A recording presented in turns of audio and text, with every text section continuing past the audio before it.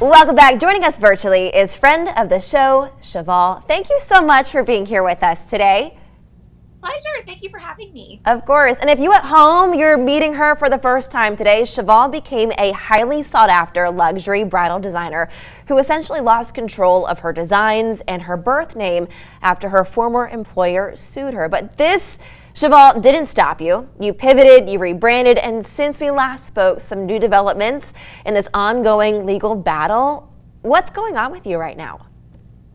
Currently, we've actually had some good news in the Second Circuit. They have found in favor of property law, the social media account ownership basically is in my favor. This is an account that I had started using my own cell phone, personal information, ran as my personal account. And the ownership of it has been in question. So this is a monumental decision for creators out there using property law to basically vacate the injunction. Yeah, and you kind of touched on it a little bit. How is this such a big deal for other young female entrepreneurs? I do think this is a big win because it celebrates the origination and the creation of things using property law. They also vacated the non-compete, which I think in my case has been a really interesting unreasonability, in that, your right to work and practice your art is something that should be cherished. And so they've used New York law for that as well. And then for our female business owners out there, let's talk about pivoting. You did this. It can be defeating if something doesn't work out in your favor, but why sometimes is it so crucial?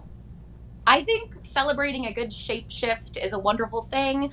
Ultimately, I want to bring women joy, and I decided to look at reinvention as not an abandoning of self, but basically a flip it down, reverse it type mentality. Yeah. And now I can express myself creatively just using a different medium. So I hope that encourages others to do the same that are experiencing any kind of career setbacks. Yeah, and for those out there wanting to kind of start their own small business, what's your best piece of advice for them? Because it can be scary. Yes, I think it's about knowing the hard times will come. And if you can maintain your enthusiasm through the mistakes and the failures, which are inevitable, that is a sign of success. Yeah, and let's talk about you, okay? What's new with She is Cheval? I know you just launched a new collection, correct? Yes, we are in the women's shoe space. We are specialty shoes. It's been a lot of fun to be able to channel my aesthetic. And I think we're all about celebrating that movement forward and manifesting, your own destiny, your own pace, your own race. And it's been a creative journey, but the support system has really been paramount. So I just want to pay it forward as much as I can. So hopefully our foundation does that as well. Yeah, and speaking of your foundation, A Girl You Might Know, I just think this is a really great resource for young creatives out there. For those at home who are just learning about it for the first time, what do you guys do? So we provide advocacy and support to young creators and entrepreneurs, especially in those formative years of their career, where there is a likelihood that they might feel subject to signing one-sided contracts or non-competes that can really set them back. And so we just want to use experience-based content as well as what not to do to help set them on the right path, and also introduce them to pro bono affordable attorneys that can look over those nuanced contracts. And you guys just awarded a grant.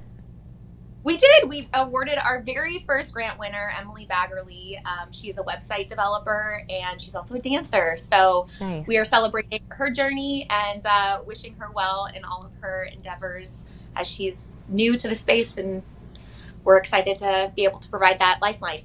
Yeah, and I love that you kind of came back. We were just talking during the break. It's been a year since you were here for Women's History Month, kind of empowering our female business owners out there. We are almost out of time, but do you have any last words of wisdom, words of advice for those at home? Oh, I think it's probably don't let success get to your head or failure get to your heart. That's a good one. It's a marathon, not a sprint. I love that. And how can people at home kind of keep up with you, your ongoing kind of legal battles, your shoe collections, and A Girl You Might Know Foundation?